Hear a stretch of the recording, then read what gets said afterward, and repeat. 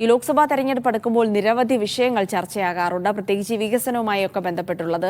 തെരഞ്ഞെടുപ്പിന് മുൻപ് കുട്ടനാട്ടിലെ കർഷകരുടെ രോഷമണയ്ക്കാനാണ് ഇപ്പോൾ സർക്കാരിന്റെ ശ്രമം നടക്കുന്നത്. മന്ത്രിമാരായ GR അനിൽ, P പ്രസാദ് എന്നിവർ നേരിട്ടെത്തി കർഷകരുമായി പ്രശ്നങ്ങൾ ചർച്ച ചെയ്തു.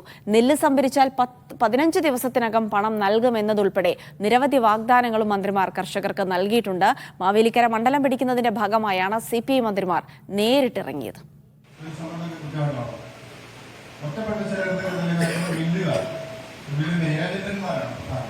ഏറെ വിയർപ്പൊഴുക്കി വിളയിച്ച നെല്ലിന് പണം കിട്ടാൻ തെരുവിൽ സമരം, കർഷക ആത്മഹത്യകൾ, ബാങ്കുകളുടെ പ്രതികൂല നിലപാടുകൾ.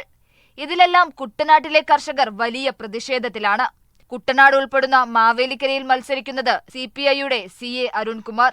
തെരഞ്ഞെടുപ്പ് കാലത്ത് തിരിച്ചടി ഭയന്നാണ് മന്ത്രിമാരായ GR അനിലും P പ്രസാദും മുൻകൈയെടുത്ത് മങ്കൊമ്പിലെ നെല്ല് ഗവേഷണ കേന്ദ്രത്തിൽ കർഷകരുടെ യോഗം വിളിച്ചു ചേർത്തത്.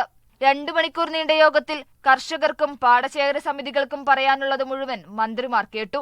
നെല്ല് സംഭരിച്ചാൽ ഉടൻ പണം നൽകണമെന്നായിരുന്നു പ്രധാന ആവശ്യം.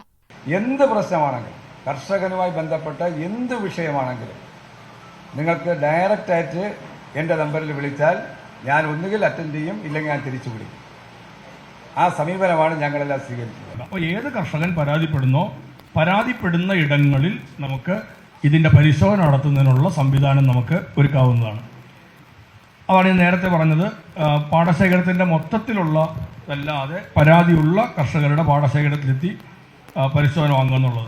കർഷകനെ സഹായിക്കാത്ത, കർഷകനോട് മോശമായ സമീപനം സ്വീകരിക്കുന്ന ബാങ്കുകളിൽ സർക്കാരിൻ്റെ അക്കൗണ്ടുകൾ തുടർന്ന് കൊണ്ടുപോകണോ എന്ന കാര്യം ഞങ്ങൾ പരിശോധിക്കും. ഒരേക്കറിൽ നിന്ന് 22 കിൻഡൽ മാത്രമേ സംഭരിക്കൂ എന്ന വ്യവസ്ഥ അടുത്തിടെ കൊണ്ടുവന്നിരുന്നു. ഇക്കാര്യത്തിൽ ആശങ്കപ്പെടേണ്ടതില്ലെന്നും നെല്ല് സംഭരണത്തിന് ഒരു നിയന്ത്രണവും കൊണ്ടുവരികയില്ലെന്നും ഉറപ്പുകിട്ടി. കിഴിവിന്റെ പേരിൽ കർഷകരെ ചൂഷണം ചെയ്യുന്ന മില്ലുടമകളെയും ഏജന്റുമാരെയും നിയന്ത്രിക്കും. ഇത് സംബന്ധിച്ച പരാതി കിട്ടിയാൽ പാടശേഖരത്തിലെത്തി നേരിട്ട് പ്രശ്നം കൈകാര്യം ചെയ്യാൻ ഉദ്യോഗസ്ഥ സമിതിയെ നിയോഗിക്കാനും യോഗത്തിൽ തീരുമാനിച്ചു. കർഷകർക്ക് ആശ്വാസം പകർന്ന വിശ്വാസത്തിലായിരുന്നു മന്ത്രിമാരുടെ മടക്കം. മീഡിയ 1 ആലപ്പുഴ. എന്തായാലും ഈ തെരഞ്ഞെടുപ്പ് ഇടയ്ക്കിടയ്ക്ക് ഉണ്ടാകുന്നത് പല ആളുകൾക്കും ഗുണം ചെയ്യും. കാര്യം കുറേ വാഗ്ദാനങ്ങളെങ്കിലും അത്യാവശ്യം ലഭിക്കും, അല്ലെങ്കിൽ ചിലപ്പോൾ പ്രശ്നപരിഹാരത്തിനുള്ള ആത്മാർത്ഥമായ ശ്രമങ്ങൾ നടക്കുമായിരിക്കും. എന്തായാലും ഈ തെരഞ്ഞെടുപ്പ് അടുക്കുമ്പോൾ ഇത്തരം കാര്യങ്ങളൊക്കെ കാണുന്നത് സന്തോഷകരമാണ്. എന്തായാലും കർഷകരുടെ പ്രശ്നങ്ങൾ പരിഹരിക്കപ്പെടട്ടെ എന്ന് പ്രതീക്ഷിക്കുകയാണ്.